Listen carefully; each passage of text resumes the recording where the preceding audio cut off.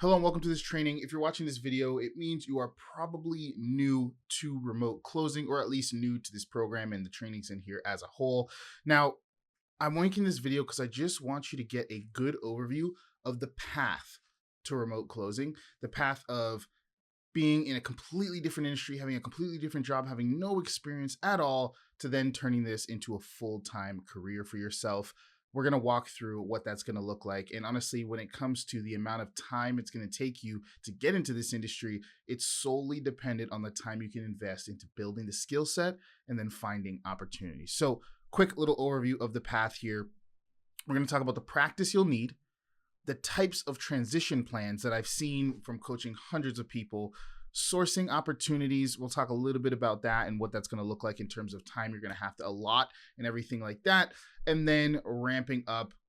Not going to go too deep into it, but I will let you know two really key things when it comes to ramping up and making sure that you're successful on that first offer. So we'll jump into practice first. So the first thing you're going to be practicing is just a general pitch structure.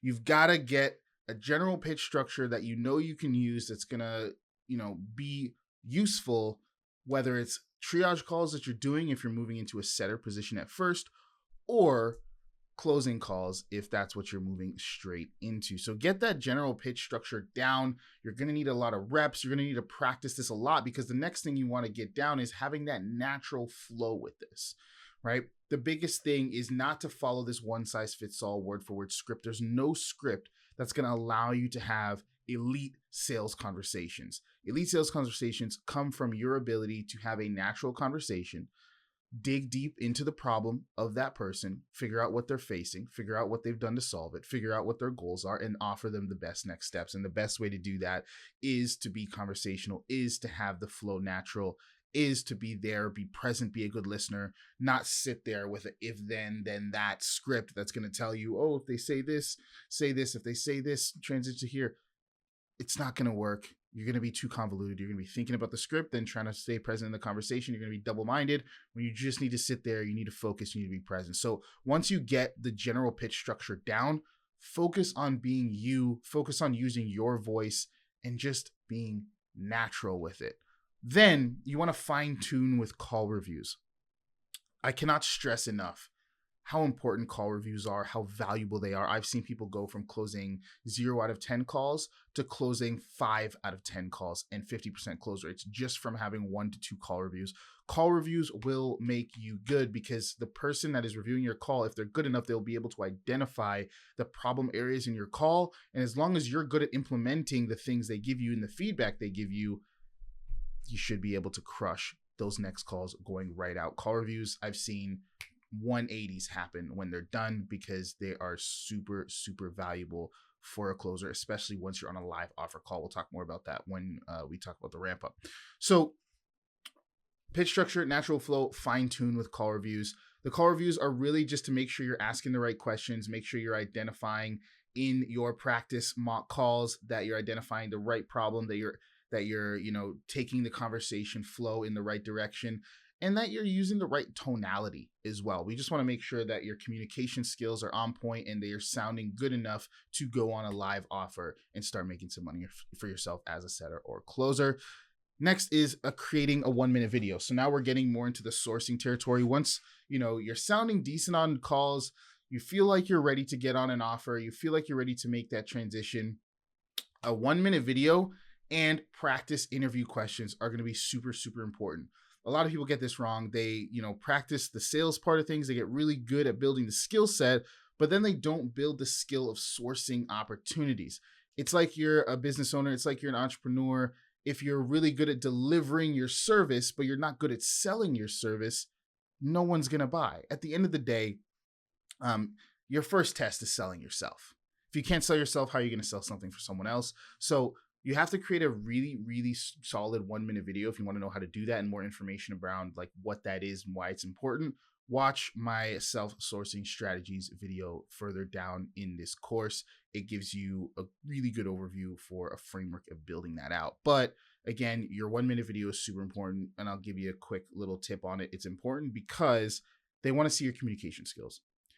If the business owner can recognize that you're a good communicator, they're usually going to want to work with you. So that is key number one, is having a good 1-minute video. Next is practice interview questions. Get the reps in there. It's just like the mock calls. As you do more mock calls, as you practice more and more, you're going to get better and better and better at doing mock calls. Most people don't ever practice their interviews. Most people don't do much interviews in their lifetime as a whole, so they're not very good at them. They're not really answering questions the right way. They're not using the right answer formulas. They're not really, they stumble and jumble around certain questions. They're not prepared. If you show that you're really good at answering interview questions, it's a part of good communication skills. So you want to be there ready to answer the questions, ready to answer in the right way that are tailored to a high ticket sales opportunity. There's a lot of tailoring you're going to want to do around your answers for this industry, and getting your interview mock calls reviewed. Yes, not just doing mock calls on selling, but doing mock interviews and getting those reviewed will be super, super valuable for the practice portion of this. Again, I have an interview questions training that goes through like all the answer formulas that you're going to want to use for the general questions that are asked, but nothing will beat getting it reviewed, making sure you have the right tonality, make sure you're answering it in the right way, utilizing the formulas to the best of their ability. So let's talk about that transition plan. There's a few that I've seen. No matter what, you're going to want to have a 60 to 90 day runway when it comes to transitioning into this industry. And when I say runway, I mean, if you didn't make any money at all, you could survive like 60 to 90 days without a paycheck, right? Your paychecks just stop today. 60 to 90 days to see that first check is good. Just because, one, the first offer you get on might not be like the best offer ever. You might not have vetted it properly or whatever happened there. Things happen in life, you never know. So always want to have the runway, make sure you're safe. Also, that 69-day runway really just depends on which of these options you choose as well. But it's just a good rule of thumb to have one. That way, when you're on an offer too, even if it's a good offer, it usually takes 30 to 60 days to get ramped up. First 30 days, you're just learning the offer. You're just getting good at selling that in particular thing. So your first paycheck's probably not going to be the biggest. Your second one will be much bigger because you've ramped up a little bit more, but that second one will probably be about 60 days out. So that's why I'm saying, 60 to 90 days, because most closers get paid either biweekly or monthly. So you want to make sure that you have that runway in place. So let's talk about these three options here for transition plan. We have the leap of faith. This is usually for people that just want to jump in, right? They've done a little bit of training. They're not necessarily like the best yet. They haven't really built a strong foundation. They haven't really built the skill set too much, but they want to build the skill set on the job, which is not a bad thing, because honestly, the fastest growth you'll see is once you land that first role. That's when you're really going to grow. That's when you're really going to get good at this, because you're just doing it live. You're doing it live. It's a lot more realistic. You're not just practicing with someone that might not be giving you a very good, realistic look, which is super important to watch that mock call video I made about how to utilize your mock calls and make sure that you make them as realistic as possible. So I talk about that a little bit later. But talking about the leap of faith, usually that's someone who's just going to quit their job, transition right onto an offer, and, do as best as they can. That's one way. Now, if you can do that financially, time-wise, sure, go ahead. That's someone who usually comes in, I've seen people get on a job within 1 week after joining and implementing these strategies. They come in, they do some mocks, they immediately start sourcing opportunities, and they take the first one. If you're in a dire situation where you need to get an opportunity quickly, you're going to have to just take that leap of faith, and it's kind of a leap of faith as well for the strong foundation one. But the strong foundation, this person is someone who sticks around for a lot longer on the practice end. They go heavy on the practice. They really build a strong foundation. They get really good at setting, really good at closing. They make sure their interview mocks are perfected. They make sure their 1-minute video is perfected. And then they start sourcing, and they really vet the offer really hard. Usually this is someone who has a decent job. They're maybe making 6, 7, 8K, 9K a month, or 10K plus a month. And they want to just replace and scale that number. Maybe they want to get an offer where they can make 15, 20K plus, 30K plus per month. This person is going to have to spend a lot more time on the training side. If you want to jump on and start making, get to 20K as quickly as possible, you're going to have to be really good at sales, right? So you're going to have to build that foundation, really practice your closer mocks, get them reviewed a tons of times, implement that feedback before you make that transition. This is what I usually suggest for people that have a decent job. They're making like 6 figures or more. And they want to make sure that they cover that 6 figures in the next role they jump into. Then there's slow integration. Now, this one's really hard to do.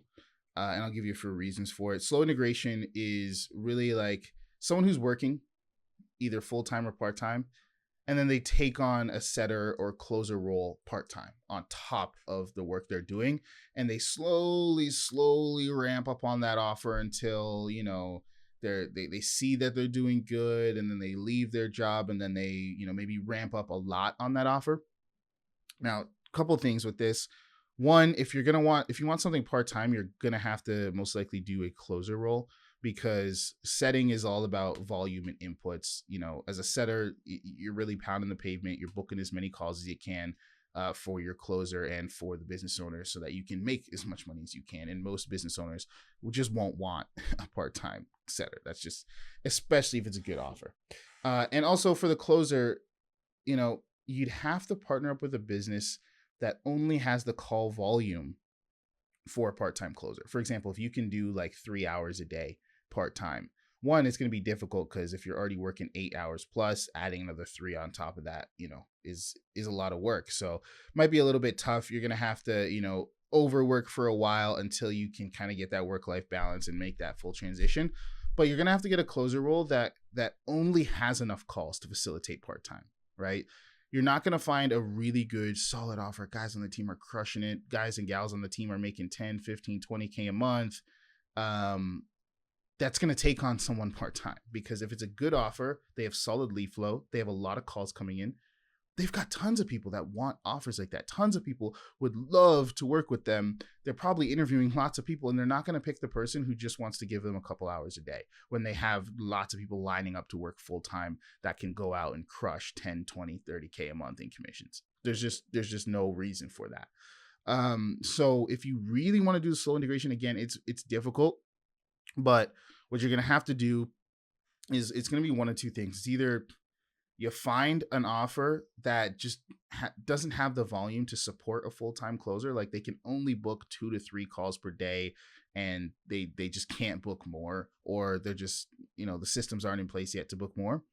Or you're going to have to like slip in with a company at the perfect time. And I mean perfect time as in right before they explode, right? And that would be perfect if you wanted to slow integrate and then turn this into full-time, because you would get in, let's say they're only booking 2 to 3 calls per day, but they're on their way to 6 to 7 calls per day. They're on their way to that full-time number, but you just got in at the right time. You found them at the right time, right before their boom to that explosive growth, giving you like a month or two at that 2 to 3 call per day level to then ramp up when they're ready. So, but that one's like, that's like a super rare scenario.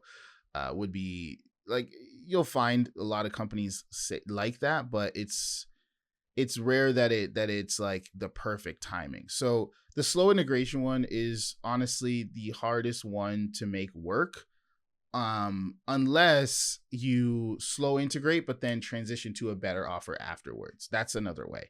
So you can jump on an offer that can only, because like most offers that can only support like 2 to 3 calls per day, it's for a reason. It's because they either don't have the systems in place to scale, they don't know how to scale, they're not good enough to scale. So those offers usually aren't the best anyway, and the ones that are the best just don't want someone that only wants to put in like half the commitment or part-time of the commitment.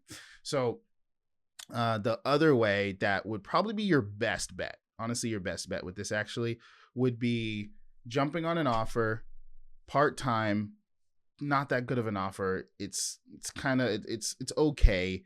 You can do it part-time while you're working. You can get a track record, get some numbers behind your name. Like, hey, I had this close rate, or I set this amount of calls, and keep sourcing in the background while you're working your full-time job. It'll be a lot of work for sure. It'll be a lot of work. But if you really don't, like if you're really afraid of just taking that leap of faith or building that foundation and making that jump, that quick transition, this would be the way to do it. You get on an offer that's not that good, work with them for a bit, build a track record, build experience so that you can at least say that you've closed for someone before or set for someone before. Then find another offer that's really good that you can make that leap of faith, but that leap has a little bit more faith because you've actually closed deals on this part-time role, or you've actually set deals on this part-time role. So that's, a way to do kind of a bit of a slow transition. But again, most difficult one. Vetting really heavily, saving up a 60-day runway, making sure it's a solid offer, and then making that transition is literally your best bet. But let's talk about sourcing opportunities. So you're going to have a solid 1-minute video. Above all else, a 1-minute video is imperative because they want to see your communication skills. If you just shoot them a message, you're probably not going to get response. If you have a 1-minute video that's really, really good, following the framework I teach in the sourcing video, then you'll be good to go. So just keep that in mind. Definitely make sure that your 1-minute video is up to snuff. It's up to par. Time allotted, honestly, if you want to get opportunities quickly, you want to be booking interviews each and every week for yourself to vet offers, it's going to take you about an hour per day, like 5 hours a week of time just invested. And the more you do, the better, the more opportunities you'll get. But the guys that I work with that are doing like 1 to 2 hours per day sourcing opportunities are getting like 5+ interviews every week, right? So if you allot the time, if you have an hour a day to just focus on sourcing and generating opportunities for yourself, you'll be able to nitpick at the offer level. And that's what I want you to do. That's the key to this, is not like spending an hour or two looking around, picking offers and being like, oh, I like this offer, I don't like this offer, before you actually get on an interview with them.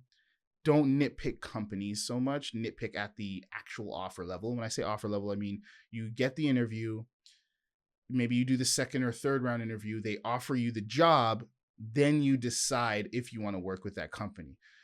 Lots of times I just have people source, like they do like 10, 20 interviews, get offered like 5-6 positions. And then we sit down together. We say, okay, what are the pros and cons of each position? What are the numbers that are doing? What does it look like? We vet the quality of the offer.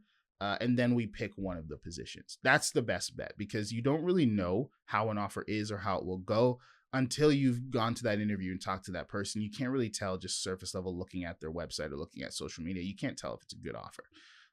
So you really need to just nitpick at the offer level from there, and talk to the business owner, talk to the team members, so you can see and make sure that it's an offer where you can, hit your goals on. So sourcing opportunities, it's going to take some time.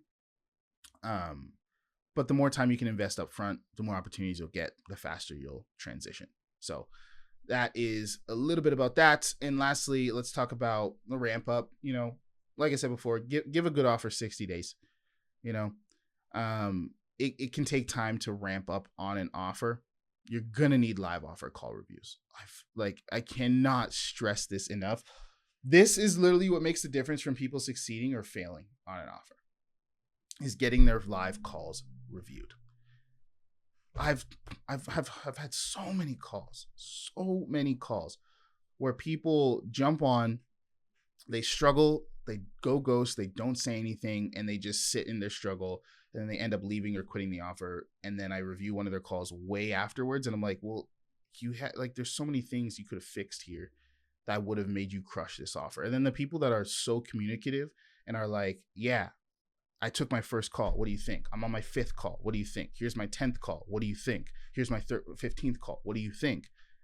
Those people always do good. They always crush it. They always make money. They always get to their goal because they're communicating, because they're actually getting the call reviewed, implementing the feedback, and getting good at this. You're not just going to be a rock star as soon as you jump on. It's going to take time to get good.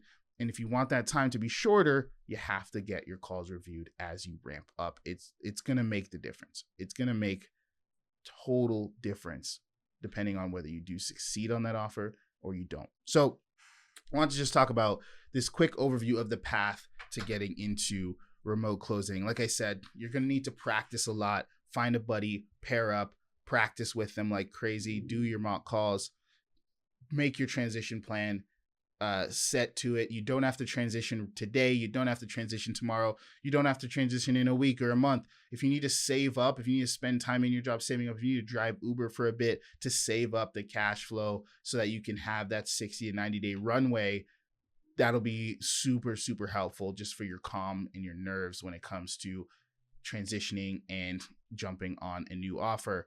Sourcing opportunities, vetting offers is going to be super important. There's a lot of them out there. There's a lot of people advertising. There's a lot of people posting. So you want to make sure that you get really good at sourcing the right opportunities. I have trainings talking about all of that further on in here. And then the ramp up, make sure you communicate with someone, with a coach, with someone that can help you stay good on that offer, that can review your calls and make sure that you crush it out in your first 60 to 90 days. That way you don't have to vet offers again or go back into the drawing board. That way you can just do good, stay on the team, pay your bills, and start crushing out some of those income goals. Let me know if that helps. Hope it does. See you guys in the next video.